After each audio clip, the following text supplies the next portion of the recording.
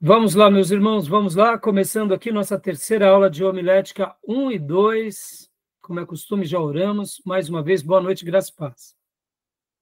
A graça e paz a todos. Graça e paz, graça e paz a todos. Graça e paz, Boa graça noite, e paz graça e a paz. todos. Boa noite, graça e paz. Vamos lá, hoje é a nossa terceira aula de homilética 1 e 2. Como é costume, como é praxe, eu gosto de avisar que as nossas aulas são gravadas, para os irmãos depois utilizarem esses vídeos para continuarem aprendendo. São gravadas para que futuros alunos em EAD também utilizem esses vídeos como parte do currículo, e são gravadas também para abençoar o maior número de pessoas onde quer que essas aulas cheguem.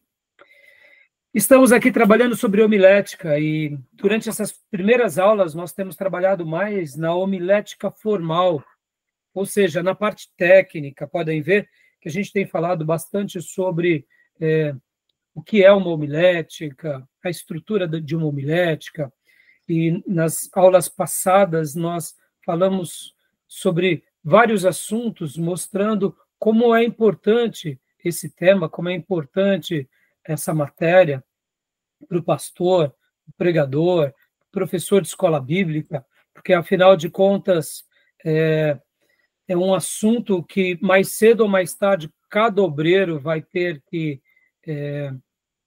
desenvolver na igreja local, principalmente aqueles que estão dando aulas numa escola bíblica, aqueles que estão, eu diria, trabalhando diretamente ali com algum ministério, mas, em especial, aqueles que ensinam nas escolas bíblicas, sejam classes de criança, sejam classes de jovens, ou mesmo pregação pura e simples, né, em cultos grandes ou em cultos pequenos ou em cultos dos lares. Podem ver que, né, nessas matérias a gente está aprendendo um pouco sobre o que é um sermão, a definição de um sermão, as nomenclaturas, né, de como usamos, né. Hoje nós temos essa nomenclatura, a homilética, que é a arte de pregar, mas nós sabemos que existem outras nomenclaturas, a retórica, a eloquência, a persuasão, a própria homilia, a oratória, faz parte desse conglomerado que é a arte de ensinar, a arte de falar em público. Então, a gente aprendeu bastante, falamos nas aulas passadas sobre os princípios, sobre a centralidade do pregador com relação ao nosso caso, que é a homilética bíblica, que a nossa mensagem tem que estar baseada na Bíblia. Falamos sobre a importância de uma boa interpretação para pregar, de uma boa hermenêutica, de depender do Espírito Santo, saber quem é o nosso público pelo qual nos falamos. Então, trabalhamos bastante sobre isso, falamos sobre a questão de escolher ali saber escolher um texto para você poder separar para pregar. E na última aula nós começamos falando, e inclusive paramos, nas questões sobre objetivos. Eu dei uma pincelada sobre o objetivo de uma pregação, falamos sobre vários tipos de mensagens e mensagens evangelísticas, temas evangelísticos, objetivos doutrinários, éticos, uma mensagem voltada à consagração, ao devocional, pastoreio, ou uma mensagem de alento. E aí eu trabalhei mostrando que tem mensagens que têm esse objetivo, e também gastei um tempo com vocês falando um pouco sobre o objetivo de uma mensagem. E hoje, aqui, eu quero voltar a essa temática. Nós estaremos trabalhando no slide 2 e depois pularemos para o slide 4, que eu passei para vocês. E eu quero hoje destacar, num primeiro momento, essa questão do objetivo. O objetivo do nosso sermão.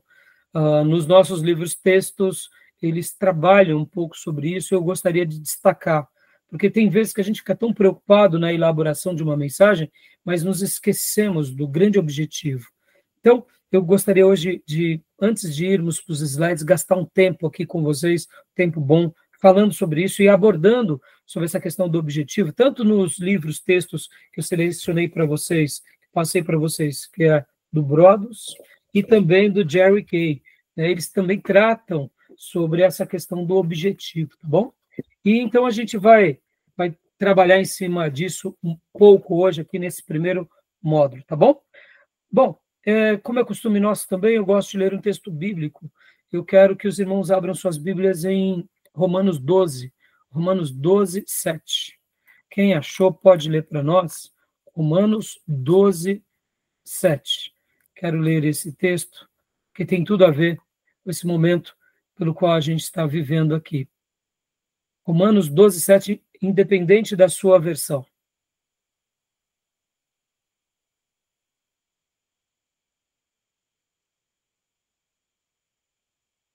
Quem achou? Pode ler para nós. Vou ler, tá? Tá bom. E eu vou publicar aqui na minha Bíblia digital, tá bom? Se o dom é servir, sirva. Se é ensinar, ensine. Joia. Alguém tem alguma outra versão? Para enriquecer essa leitura? A minha está quase a mesma coisa. Se é dom de servir, então devemos servir. Se é o dom de ensinar, então ensinemos. A minha está escrito: se ministério, dediquemo-nos ao ministério. Ou o que ensina, esmere-se no fazê-lo. Joia. Eu queria principalmente essa versão. Se é ensino, esmere-se no fazê-lo. Na versão que eu estou compartilhando aqui com vocês, que é a Almeida atualizada, olha só. Se é ministério, seja em ministrar. Se é ensinar, que haja dedicação ao ensino. Vem cá, perguntar para vocês. A pregação é um ensino ou não? A aula é um ensino, a pregação é um ensino. Vamos lá. Um discipulado ombro a ombro é ensino ou não? Sim. Sim. Então, qual que é a instrução sagrada para aquele que ensine? Se é ensinar, que haja dedicação, que se esmerele, né? Como diz a sua versão, Tomé? Esmere-se no fazê-lo. Esmere-se no fazê-lo. Olha que palavra linda, né? Entendeu, irmãos? Então, porque eu estou lendo aqui com vocês esse texto, estou conversando aqui com vocês, para que vocês jamais se esqueçam disso. Que o que estamos fazendo aqui, na realidade, tem um propósito muito maravilhoso. Qual é o propósito? É aprender para fazer a obra de Deus com excelência. E a gente não pode achar que simplesmente iremos subir num púlpito e Deus vai nos usar, e porque está escrito que quando abrirmos nossa boca, o Espírito Santo nos encheria os lábios, mas nós precisamos de ler a Bíblia no seu contexto. Quando foi que Jesus disse isso? Quando foram que os apóstolos ensinaram isso? Era naqueles momentos de perseguição, quando fôssemos colocados diante de um certo tribunal, de forma inesperada. Então, ali, Deus estava falando, não temam, fiquem tranquilos, vocês serão usados por mim. O Espírito Santo vai usá-los poderosamente para que vocês testemunhem. Percebam, uma coisa é isso, outra coisa é eu nunca me preparar. E aqui, irmãos, eu repriso parte do que nós falamos na última aula. Se eu quero falar durante 10 minutos, eu tenho que me preparar durante muitos outros minutos, muitas outras horas. Se eu quero falar durante meia hora, eu preciso me preparar durante vários dias. Se eu quero falar durante várias horas, eu preciso estudar muito tempo. Então, percebam que nós, como povo de Deus, muitas vezes nos revestimos de uma pseudo-espiritualidade para dar uma vamos dizer assim, para mostrar que a gente é mais espiritual que o outro. E isso acaba sendo, eu diria, na minha opinião, covardia, isso acaba sendo preguiça, isso acaba sendo fuga, isso acaba sendo falta de piedade, falta de amor, porque tudo pelo qual nós amamos, nós dedicamos tempo, tá bom? Então, eu deixo esse texto aqui como uma palavra de Deus a nós, porque se Deus nos deu o dom de ensino, se nós somos boca de Deus, nós precisamos se dedicar ao ensino. Então, que a gente possa realmente ser um cristão, ser um filho de Deus, as irmãs filhas de Deus, piedosos, que realmente demonstrem zelo e amor ao dom que Deus deu para cada um de nós, tá bom? E dessa forma que a gente ensine aqueles que vão se achegando na fé. E a gente, como obreiro, ensine os novos obreiros, mostrando a partir do nosso exemplo o que é realmente ser alguém que se dedica na obra de Deus. Porque, irmãos, guardem essa palavra. As nossas palavras podem mentir, mas o nosso corpo diz a verdade. Eu posso até dizer que eu sou dedicado, etc. e tal, mas como é o meu comportamento? E como alguém já disse, as nossas atitudes falam muito mais alto do que as nossas palavras, tá bom? Que a gente possa ser obreiros aprovados, obreiros estudiosos, e que quando o Senhor preparar uma classe, um culto, ou mesmo, quem sabe, um discipulado, a gente possa, antes de estar ali servindo esse irmão ou esses irmãos, que a gente possa ter aprendido com o Senhor, tá bom? Amém? Deixo essa breve meditação para vocês. Então, meus irmãos, vamos lá, eu quero compartilhar aqui com vocês o slide pelo qual semana passada nós trabalhamos, o slide número 2, quando falamos ali sobre os objetivos da pregação, né? Os objetivos da pregação. E quero trabalhar aqui um pouco, enquanto eu fazia minha lição de casa hoje para ensinar vocês, eu pensei, essa questão ela é tão importante, e eu quero gastar um tempo maior com os meus irmãos sobre essa questão. Porque, afinal de contas, qual é o grande objetivo nosso de aprender a pregar? É transformar vidas. E antes de transformar a vida do outro, sermos transformados. Porque se somos transformados, a nossa mensagem terá mais peso para o outro. Mas o que eu queria destacar aqui, nesse slide que nós vimos semana passada, é o seguinte: o objetivo da pregação. Eu quero que vocês se fixem a isso. Não simplesmente aos tipos e às categorias evangelístico, doutrinário, ético, congregação, devocional, pastoral, alento. Não, ou mesmo ao objetivo da conclusão. Eu quero agora trabalhar aqui no objetivo, dentro dessa questão da ideia, meus irmãos, porque olha só, a ideia é a forma sobre a qual um objetivo é percebido em nossa inteligência. Então, eu tenho a ideia, logo eu terei, na sequência, um objetivo. A ideia é a sua verdade central e fundamental. Dela nascerá o tema, o título e a proposição, que serão tirados ou incluídos do texto. E aí a gente vai trabalhar em ideia. Mas antes de trabalhar em ideia, eu queria gastar um tempo, como eu falei para vocês, gastando um tempo ainda melhor sobre essa palavra que é o objetivo. Aqui no livro do Jerry Quay, vocês, assim que comprarem o livro, eu até separei aqui, na página 143,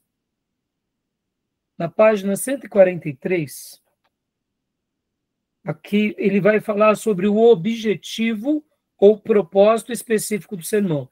Mas um pouquinho antes, ele vai falar aqui os objetivos da pregação no capítulo 5, o valor do objetivo. E gostaria de ler aqui com vocês o valor do objetivo, página 131, de Jerry Quay. Eu sei que nós pedimos para os irmãos comprarem vários livros, e para que a gente possa estar sempre abençoando os autores e as editoras.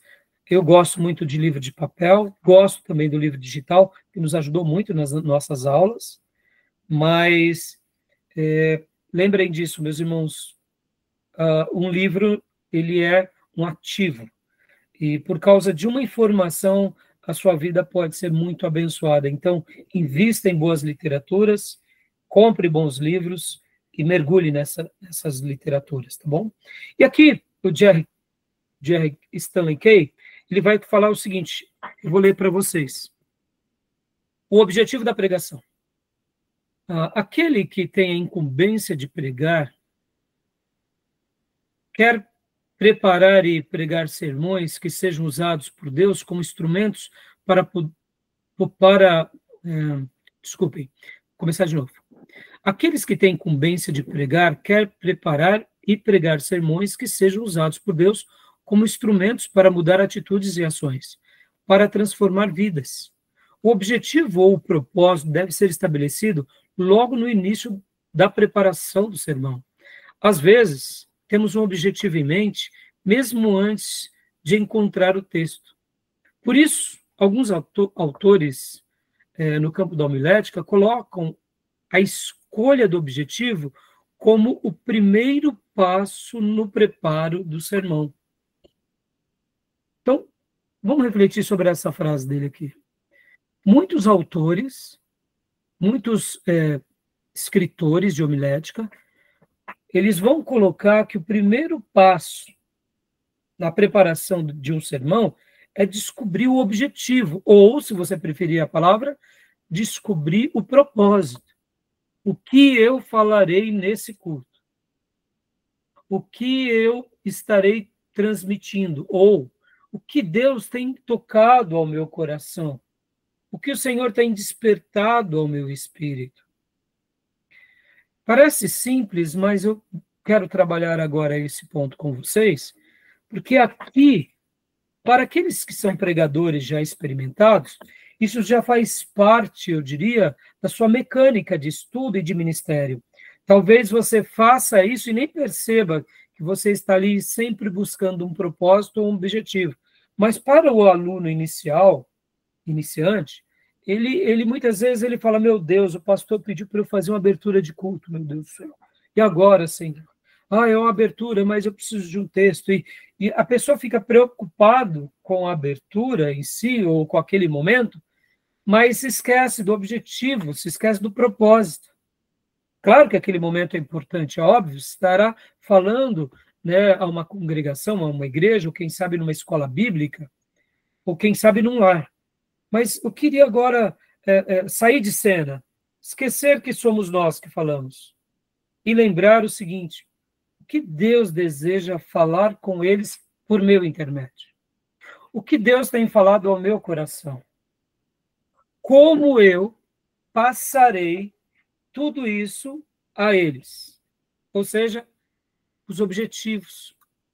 Aqui estão os objetivos da pregação, mas coloque como os objetivos do evangelismo, os objetivos do discipulado, o objetivo do ensino, da aula. Guarde isso. Tente sempre ter um objetivo, ou seja, um propósito. Porque quando a gente coloca o objetivo ou o propósito como primeiro passo, a gente já fica um pouco mais tranquilo. Vou dar um exemplo para vocês. Um amigo meu disse, certa ocasião, a maioria das vezes que Deus fala conosco, nós não ouvimos necessariamente a voz de Deus. Tem irmãos que podem até ouvir, sim, a voz de Deus. Mas é como se Deus imprimisse no nosso coração um pensamento, imprimisse na nossa alma um sentimento. E nós temos tanta certeza que é aquilo. Então, o que eu quero dizer agora aqui, traduzindo para vocês e até entrando aqui um pouquinho em teologia da homilética, porque pode ver que eu estou falando sobre a estrutura da homilética, a homilética formal, o objetivo, o propósito, mas agora eu estou indo por esse lado mais prático, esse lado mais piedoso. O que Deus imprimiu no meu coração? O que Deus imprimiu na minha alma? Tem vezes que um texto ele salta da Bíblia. O que é isso, senão o Espírito Santo sinalizando para nós, meu filho, minha filha, eu quero que você fale sobre isso. Então perceba, no momento em que você identifica algo, santidade, consagração, estudo, você já tem um norte. Olha, você tendo o norte, eu diria, você já abriu um caminho. Você já abriu um caminho. Ficou claro? Olha como é importante o objetivo.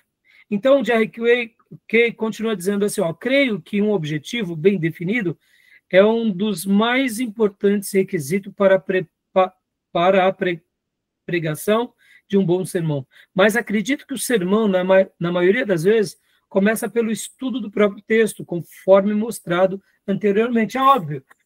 Muitas vezes Deus destaca um texto, um salmo, Deus destaca uma história, Deus destaca um capítulo. E dentro daquele capítulo você fala, tem alguma coisa de Deus aqui. Tem alguma coisa de Deus aqui. Só que ainda você não sabe nem por onde ir, nem por onde começar a trilhar. Percebam, eu estou falando sobre isso porque o objetivo ele é muito importante, irmãos. E ele, ao ser treinado, como eu disse, depois que você faz, né, ali as suas primeiras mensagens e se torna um pregador, eu diria pelo menos mensal, você já cria uma certa fluência. E é normal que muitas vezes esquece do objetivo ou do propósito, porque ficou algo meio que comum.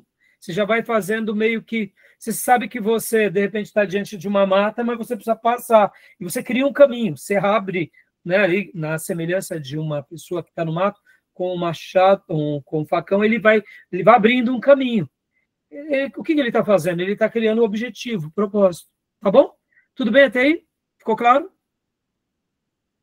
E aí ele conclui aqui, mas acredito que o sermão, na maioria das vezes, começa pelo estudo do próprio texto, conforme mostrado anteriormente. Cada sermão deve ter um objetivo geral, também chamado de propósito básico, bem como o objetivo específico, também chamado de propósito específico. O último encerra a ação que o pregador quer dos ouvintes como resultado do sermão. Os dois objetivos, geral e específico, orientarão a preparação do sermão e a pregação. Não se deve confundir propósito, que é a mesma coisa, não se deve confundir propósito, que é a mesma coisa que objetivo, com proposição, que é a tese do sermão. Já, ainda na aula de hoje, nós estaremos falando sobre a proposição. Propósito é uma coisa, proposição é outra coisa. Vou explicar, vocês nunca mais vão esquecer isso. Vou dar uma boa analogia para vocês, tá? Proposição, você propõe. Propósito é outra coisa. Proposição tem a ver com a tese. A gente vai chegar lá ainda hoje, tá bom?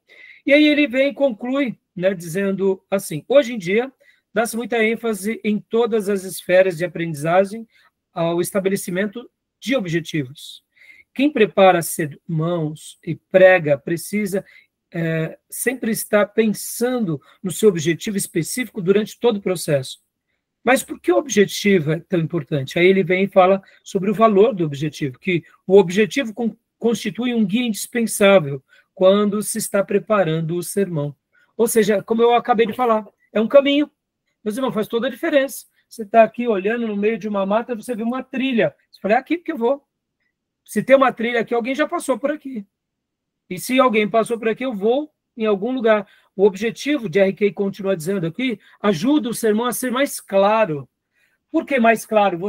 É como se você apontasse. Meus irmãos, olha, a santidade. Vamos aprender com a santidade de Moisés. Olha como Moisés se tornou santo. Ele subiu no Sinai, ninguém podia subir. Ou seja, perceba, você vai deixando o objetivo mais claro para todos. E quando está claro para você, meus irmãos, fica claro para todos, né? O objetivo, continua R.K., ajuda o pregador a lembrar que o sermão é um meio e não um fim. Ou seja, o sermão é só um meio. O sermão não é um fim. O sermão é mais uma coisa pela qual o irmão vai crescer diante de Deus. A igreja vai ser edificada, Deus vai falar. Só que Deus vai falar domingo, ou na quarta, ou no culto que o irmão for pregar, Deus vai usar o irmão, mas Deus vai continuar falando com o irmão. É claro que é importante a igreja, é importante o culto, sim, mas Deus vai continuar falando, ou seja, é um meio, não é um fim. O objetivo dá ao pregador motivos para esperar frutos de sua mensagem, ou seja, você espera que as pessoas te deem respostas daquilo. O objetivo ajuda o pregador a depender mais de Deus por causa da dificuldade de sua tarefa, porque sem a ajuda divina, ele nunca poderá atingir a meta estabelecida. Ou seja, o pregador, mesmo tendo objetivo, mesmo tendo toda essa clareza, ele está dizendo, olha, irmãos, eu também estou nesse caminho. E juntos a gente vai ver o milagre nas nossas vidas. Tá bom, meus irmãos? Então, fica aqui, e depois, é claro que o Jerry Quay, ele vai falar sobre os objetivos evangelísticos, doutrinário, como nós vimos no nosso slide, e aí depois ele vem aqui para um outro ponto que eu achei muito legal, que é esse daqui, o objetivo ou propósito específico do sermão. Aqui, pode ver que agora ele vai trabalhar sobre essas questões mais específicas, né? E aí, nesse objetivo e nesse propósito mais específico, é onde entra a tese ou proposição, que a gente vai chegar lá e que eu vou explicar muito bem para vocês já nos nossos slides, tá bom? Tudo bem? Entenderam a propósito de RK? Fica aqui essa recomendação. Irmãos, são palavras, muitas vezes, irmãos, deixa eu explicar uma coisa para vocês aqui. Eu sempre fui um estudioso bem aplicado. Tudo que eu sempre fiz, eu procurei sempre, se é para estudar, vamos lá, vamos queimar a pestana, e não tem choro, não tem vela. No entanto, eu tinha um método de estudo que era muito baseado em decorar, para passar de ano. Depois de muitos anos eu aprendi que decorar ele é um engano muito grande, porque você decora, ou seja, você utiliza a memória curta e não a memória longa.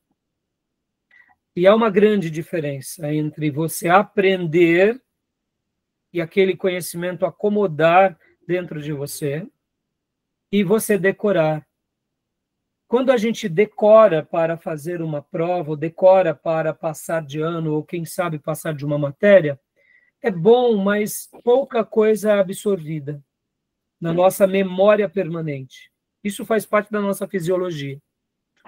Depois, de fato, que nós realmente introjetamos, né, todo esse conhecimento na memória permanente, meus irmãos, pode passar 10 anos, 20 anos, 100 anos, você não esquece.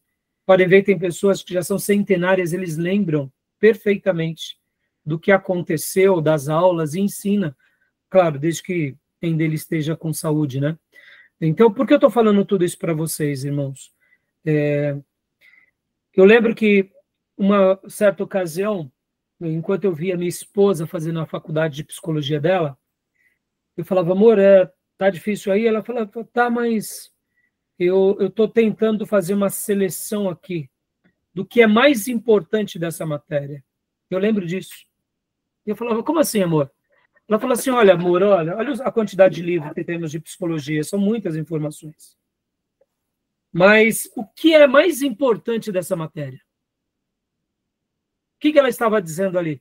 Qual é o grande objetivo dessa matéria?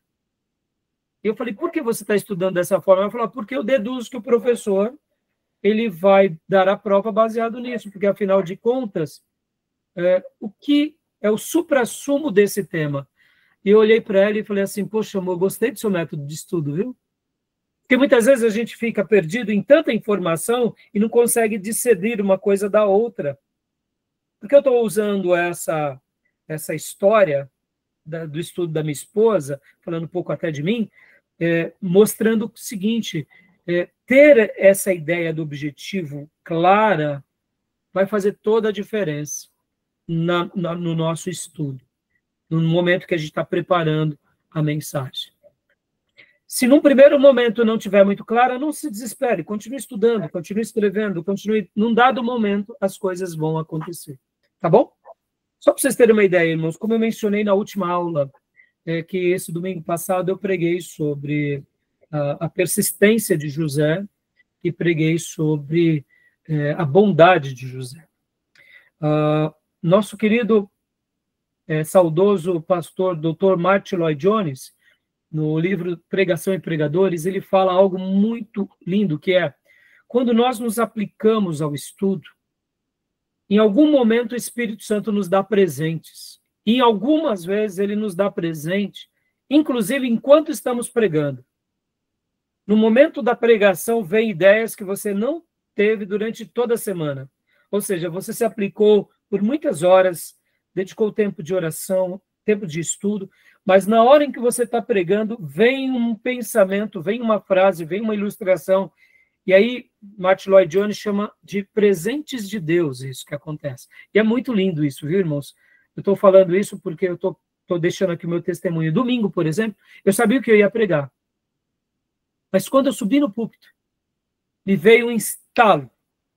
Me veio um estalo tão forte, que aí eu digo que foi o presente de Deus. Quando eu fiz aquela pergunta sobre perseverança e falei, irmãos, vocês são perseverantes? Isso não estava no meu esboço. Mas naquela hora me veio essa luz tão grande, essa certeza. Puxa, eu vou perguntar se os irmãos são perseverantes. Veio já as respostas para mim. Muitos vão dizer que sim, alguns vão dizer que não. Mas se eu vou depois perguntar se eles são bondosos, aí a resposta já vai ser um pouco diferente. Porque no tema da bondade, a gente, vamos ser honestos, muitos irmãos não gostam de trabalhar nessa questão. Porque eles acham que basta só ter fé. E então, quando eu tive essa clareza, eu falei, meu Deus, que, tipo assim, enquanto eu estava ali, fui subir no púlpito, foi naquele exato momento.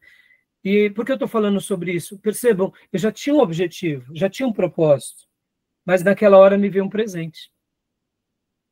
Dentro disso que eu estou falando para vocês vão, já a gente vai discorrer um pouco mais aqui sobre a estrutura. E por que eu estou dando esse testemunho para vocês? Porque naquelas duas perguntas, quando eu falei sobre ser persistente, foi um pouco mais breve. Quando eu fui falar sobre a bondade, aí eu gastei mais tempo. Mesmo perguntando, eu gastei mais tempo. Por que eu fiz aquilo? Eu fiz de propósito. Porque nós, povo de Deus, protestantes, temos uma ideia de que a bondade, quem gosta de praticar é o espírita, é o católico. Tolice, né? É tolice isso. Porque, na realidade, quem deveria dar 10-0, tirar 10-0 nesse tema, nessa doutrina, seríamos nós, cristãos, né? Não eram os espíritas, nem os católicos, né? Nem os budistas. Mas percebam, então ali eu gastei um pouco mais tempo mostrando assim, mas e aí, você é bondoso? Sim, não? Está cansado de ser bondoso? E depois tentei explicar e justificar a minha fala. E ali, depois que eu já tinha feito aquela pergunta de retórica, logo na sequência eu mostrei, olha, irmãos, a bondade é um dos frutos do Espírito. Ali eu já fechei. Ali eu fechei. Então, sobre persistência é fácil, mas sobre bondade é um pouco mais difícil. Aí quando eu fechei, ali eu falei assim, peguei a atenção dos irmãos.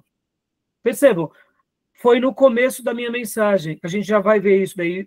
Eu usei o quê? Essa ideia foi um presente do Espírito Santo, não estava no meu esboço, como diz Martin Lloyd Jones, porque Deus já tinha me dado um roteiro e já estava seguro. Então, olha como é importante a nossa aplicação, o nosso estudo.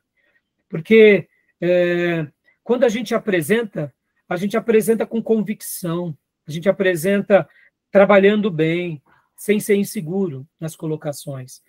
E já a gente vai falar sobre a introdução. Então, percebam, o objetivo que eu tinha me ajudou e eu recebi um presente na introdução.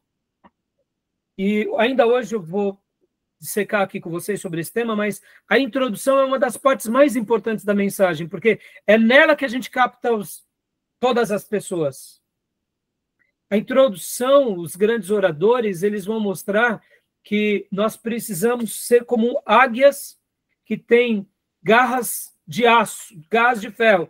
Precisamos capturar a atenção de todos e não soltar. E é uma coisa muito difícil, porque requer muita dedicação, muito estudo, muito empenho, e tem hora que a gente não sabe nem como começar. Sejamos honestos, é muito difícil. Pregar, meus irmãos, é muito difícil.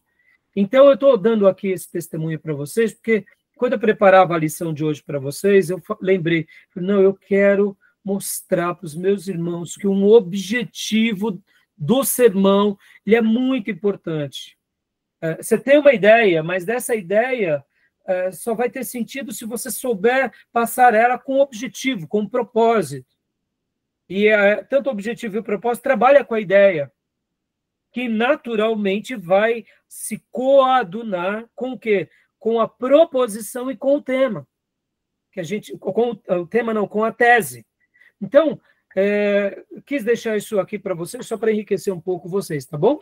Tudo bem? Querem fazer alguma pergunta, falar algo? Não? Pode perguntar, Beatriz.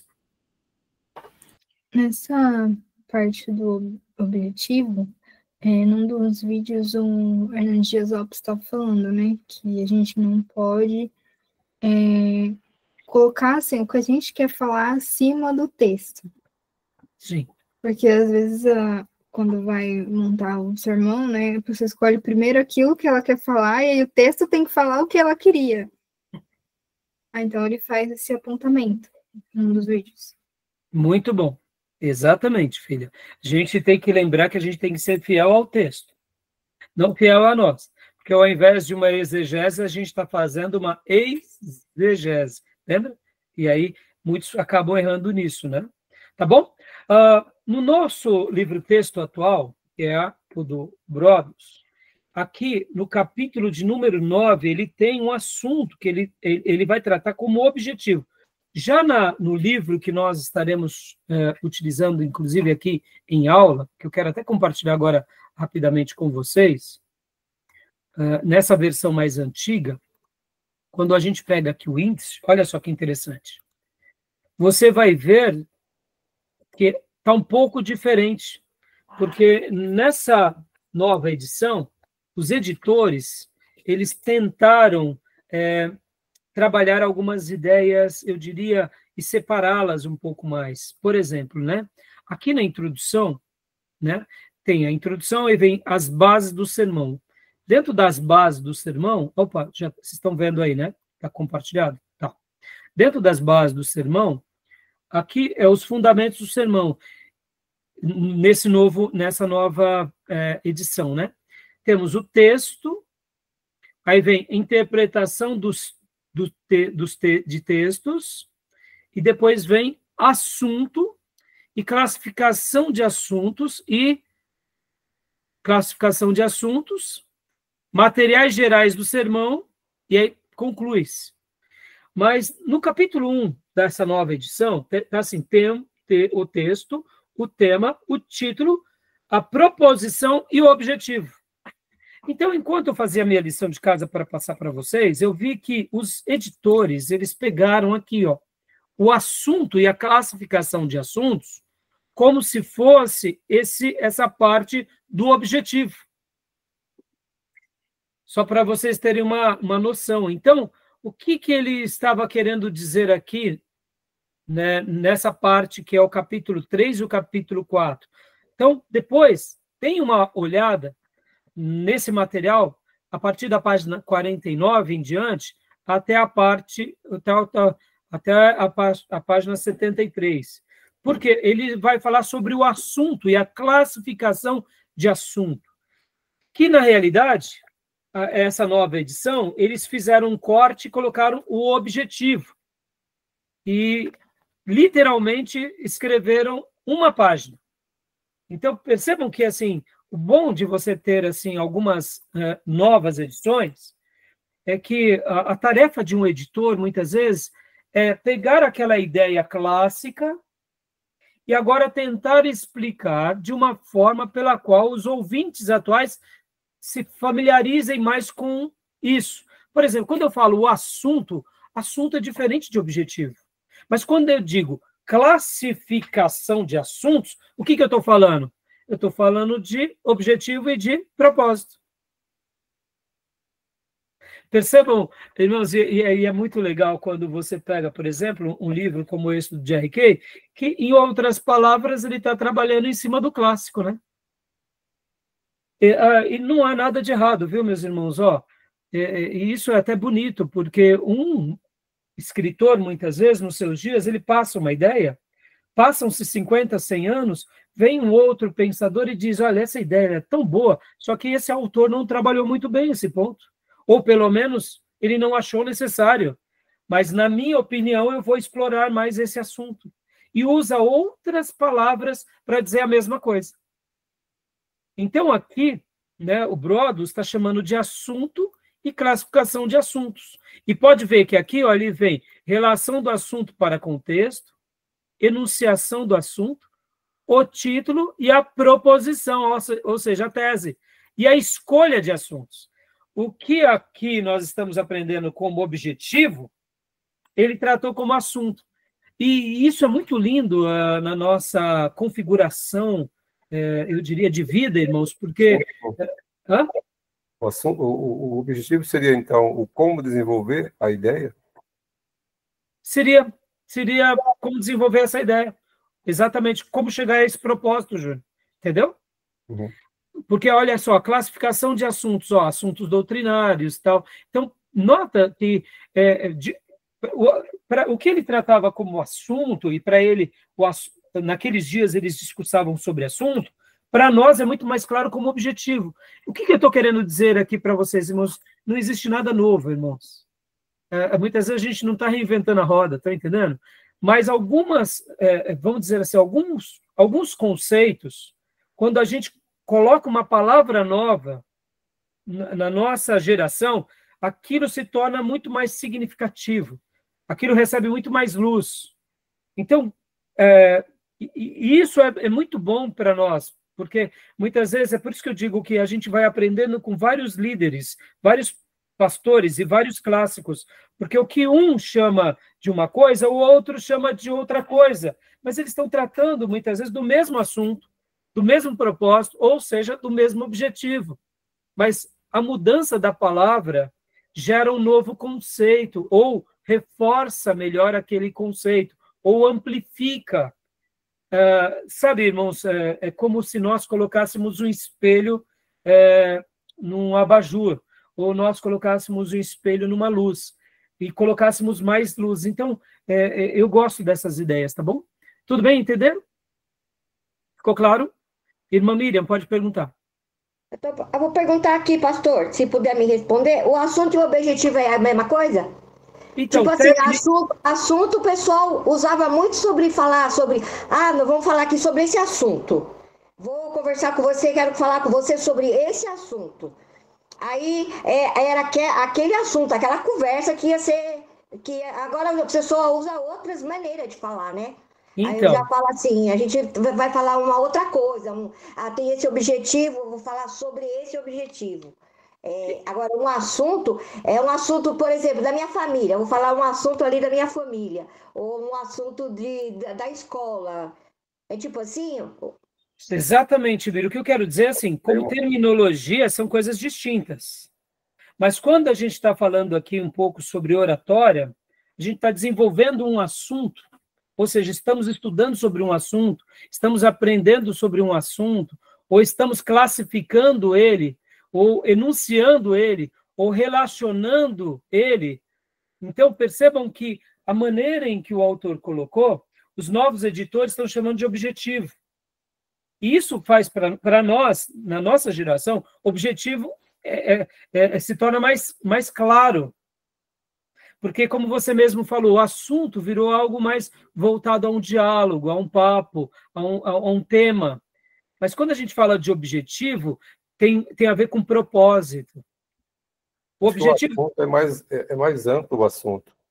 E o tema é um corte que está dentro do assunto. Algo mais... você delimita.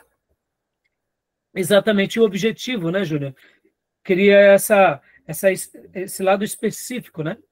Tá bom, Miriam? Entenderam? Eu só estou fazendo esse comentário para vocês, porque vocês vão ler no livro do John Brodus, e vocês vão ver que não vai ter isso que eu vou ler agora para vocês, porque no capítulo 9 dessa nova edição, como eu disse para vocês, tentem comprar, desde que não seja um preço abusivo, é óbvio, porque, como eu mencionei para vocês, o preço desse livro é por volta de 50, 70 reais, e eles estão vendendo a 500 reais. Eu acho que é um absurdo. Isso não é preço de um livro. Desculpem aqui a minha franqueza. Um livro usado a 500 reais. Inclusive, eu não vejo a hora da editora fazê-lo novamente, porque com certeza não vai passar de 80 a 100 reais, tá bom? Dá para baixar no PDF. Eu baixei. Então, mas sempre recomendo os nossos irmãos comprarem, né? A não ser quando já se torna uma obra pública, né? De domínio público, né? Bom, mas vamos lá. Deixa eu ler aqui o capítulo 9, o objetivo, ó. Outra fundamentação, eu vou ler aqui do Brodus dessa nova edição, tá? Outra fundamentação do sermão é o objetivo. Olha como ele chama aqui. O objetivo não tem a ver com a forma e conteúdo. Antes, tem a ver com o resultado. É o alvo do sermão. É a meta do sermão. Ó, essas palavras. Clareou ou não? É aquilo que eu falei, né? É o desenvolver da ideia. Sim. Eu tenho uma ideia, agora ela falou, a Miriam falou, vamos discutir assunto da família. Agora, como desenvolver aquele assunto? Aí é outra história, como atingir. Como concluir esse assunto, como resolver. Vamos lá, dentro do assunto, o que seria o objetivo? Como resolver esse assunto? Isso, exatamente. O objetivo é isso, é ser prático, né? Verdade. Continuando a leitura do Brodus, no capítulo 9, no primeiro parágrafo, ele responde à pergunta: que mudanças de vida devem resultar do sermão? Em outras palavras, o que o pregador quer alcançar? Ou seja, olha lá, onde ele quer chegar? Não remete à ideia de propósito? Interessante, né? O objetivo tem a ver com o propósito. Se algo deve acontecer em virtude da pregação, exatamente o que o pregador espera que aconteça na vida das pessoas, ou melhor, se algo deve acontecer em virtude da pregação, exatamente o que o pregador espera que aconteça na vida das pessoas à sua frente, que ouvem um sermão, ou seja, o que o pregador está esperando aos seus ouvintes? Muitos pregadores têm dificuldades em compreender esse simples fato. O objetivo é confundido com o tema ou a proposição. Os pregadores muitas vezes declaram seus objetivos em termos de conteúdo, mas o objetivo tem que ver com a ação, mudanças, veredicto. Um sermão sobre o nobre caminho da salvação, por exemplo, pode ter o seguinte objetivo: levar os ouvintes a seguir por este nobre caminho e receber a salvação em Cristo. Um sermão sobre o dízimo poderia levar a congregação a assumir o compromisso de dar o dízimo relativo à sua renda, ou seja, é como você vai chegar aos entretantos daquela mensagem. Tudo bem? Ficou claro, meus irmãos? Deu uma luz? Deu uma luz? Tá bom? Então, eu quis gastar esse tempo aqui com vocês para que a gente pudesse ir para os próximos pontos, porque essa questão do objetivo ela é muito, mas ela é muito importante. Ou seja, qual é o meu objetivo de falar em tal mensagem? O que eu espero de cada um? O que Deus espera de mim? O que eu espero passar para cada um? E qual vai ser o desafio que eu deixarei aos irmãos? Como que eles irão praticar tudo isso? Tá bom? Ficou claro? Tudo bem até aí? Então, agora vamos para o slide. Vamos para o slide. Vou compartilhar novamente aqui com vocês. O objetivo é tirar uma boa nota. O objetivo é aprender. O objetivo é pregar o evangelho. Né, Júnior? Tirar boa nota é bom. Mas ser um vaso de Deus é melhor ainda, tá? Então, aqui, ó, vamos lá. A ideia. Vamos ler. Vamos ler o objetivo da pregação, a conclusão. Ou seja, o objetivo geral leva ao específico. O objetivo deve ter a sua especificidade. A pergunta é: o que se quer que aconteça na vida do ouvinte como resultado do sermão? É aquilo que o pregador quer que os ouvintes façam. Ou seja, ele conclui o seu sermão e espera que cada um saia dali dizendo: eu preciso fazer isso. Eu preciso tomar esse posicionamento. Eu preciso começar a praticar tal verdade. Deus espera de mim isso. Quando o pregador consegue colocar nos seus ouvintes esse desafio e os ouvintes aceitam isso, você passou o objetivo para eles, tá bom? Então, percebam aqui mais um comentário, irmãos, que o objetivo ele tem a ver, claro que ele tá dentro ali do que a gente está trabalhando como a homilética formal, a técnica, mas ele tem um lado, ele também atinge aquilo que eu gosto de chamar da teologia da homilética. Por quê? Porque antes de apenas aprendermos sobre uma lição, Deus quer que a gente viva aquelas lições. Então, tem esse lado da teologia da homilética, que é o ensino que eu passo a viver, que eu passo a praticar, né? Tá bom? Então, vamos lá. Leia para nós aqui, Reis, por gentileza. Agora, a ideia, meu irmãozão. A ideia. A ideia é a forma sob a qual um objeto é percebido em nossa inteligência. É a sua verdade central e fundamental. Dela nascerá o tema, título e proposição, que serão tirados ou incluídos no texto. Ou seja, não tem como a gente fazer uma boa mensagem sem antes ter uma ideia, ou pelo menos um norte. Eu quero falar sobre o pastor supremo, que cuida de nós como sua ovelha. É uma ideia. É uma ideia. Então, a ideia ela é fundamental. E podem ver que aqui as ideias já começam a ter um pouco mais de construção. Temos um tema, temos um título, temos uma proposição, que é a tese. Tá bom? Então, continua para a gente, por favor, Reis. Devemos perguntar: qual é a grande ideia? O que devemos extrair desse texto? Observação: os pontos de subdivisão devem fazer parte desse grande pensamento. Temos que ter a capacidade de sintetizar um único tema. Irmãos, claro, a gente está aqui ensinando vocês a parte mais técnica, a parte mais formal, a parte mais estrutural. Mas, então, percebam que, como o slide aqui nos ensina, temos um objetivo. Estamos agora com uma ideia. Estamos construindo tudo. Tudo tem que estar interligado. As questões elas têm que estar interligadas. Elas não podem, assim, estar desconexas. Elas não podem estar fazendo, assim, um choque. Elas têm que desenvolver e desencadear uma construção.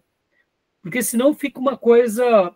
Vamos lá, meus irmãos, senão fica uma coisa muito antagônica. Eu estou falando do Sermão do Monte, de repente eu vou, por exemplo, e vou para o livro de...